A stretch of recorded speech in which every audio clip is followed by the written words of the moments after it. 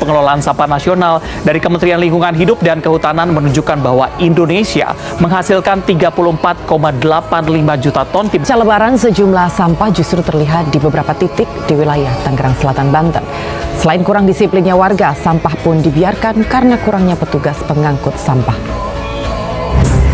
Laut Indonesia kini berada dalam situasi kurang beruntung. Beberapa titik sudah jadi tempat pembuangan sampah. Saya Kansa Putri Nursin, kelas 10G, akan menjelaskan tentang dampak sampah bagi lingkungan dan kesehatan. Apa itu sampah? Sampah adalah sisa kegiatan sehari-hari manusia atau proses alam yang berbentuk padat atau semi padat, berupa zat organik atau anorganik, dan bersifat dapat terurai atau tidak dapat terurai, yang dianggap sudah tidak berguna lagi dan dibuang ke lingkungan.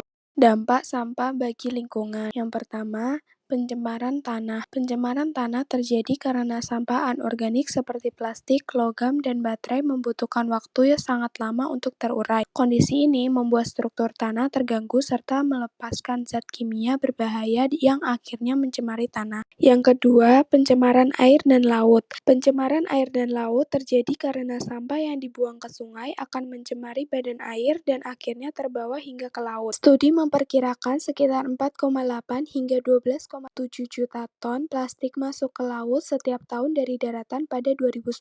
Kondisi ini merusak habitat serta mengancam kelangsungan hidup biota laut. Yang ketiga, pencemaran udara dari pembakaran sampah terbuka. Pembakaran sampah secara terbuka menghasilkan berbagai zat berbahaya seperti partikel halus PM2,5, dioksin, furan, dan gas beracun lainnya. Zat-zat ini mencemari udara, menurunkan kualitasnya, serta berkontribusi pada perubahan iklim. WHO menegaskan bahwa pembakaran sampah terbuka berdampak buruk pada kesehatan, misalnya meningkatkan risiko penyakit pernapasan, jantung, dan kanker. Yang keempat, gangguan ekosistem dan keanekaragaman hayati. Sampah terutama plastik menimbulkan ancaman serius bagi makhluk hidup. Hewan laut maupun darat sering tercekik, tersangkut, atau bahkan menelan plastik yang berujung pada kematian. Yang terakhir, perubahan iklim. Produksi plastik berkontribusi pada emisi gas rumah kaca yang berdampak pada pemanasan global. Selanjutnya, dampak sampah bagi kesehatan. Yang pertama, menyebabkan penyakit. Sampah menjadi sarang bagi lalat,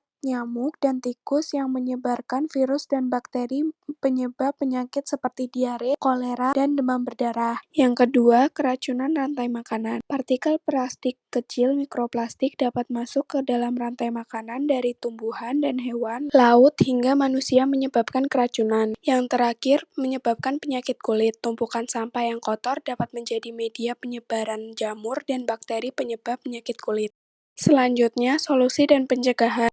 Pertama, buang sampah pada tempatnya. Yang kedua, memilah sampah. Pisahkan sampah organik dan anorganik untuk memudahkan pengelolaan dan daur ulang. Yang ketiga, memanfaatkan kembali sampah. Gunakan kembali botol plastik, kaleng, atau kain bekas untuk barang yang berguna seperti pot tanaman atau kerajinan tangan. Yang terakhir, kurangi penggunaan plastik. Terima kasih. Ayo, kurangi, pilah, dan olah sampah. Langkah kecilmu bisa jadi perubahan besar untuk lingkungan dan kesehatan kita.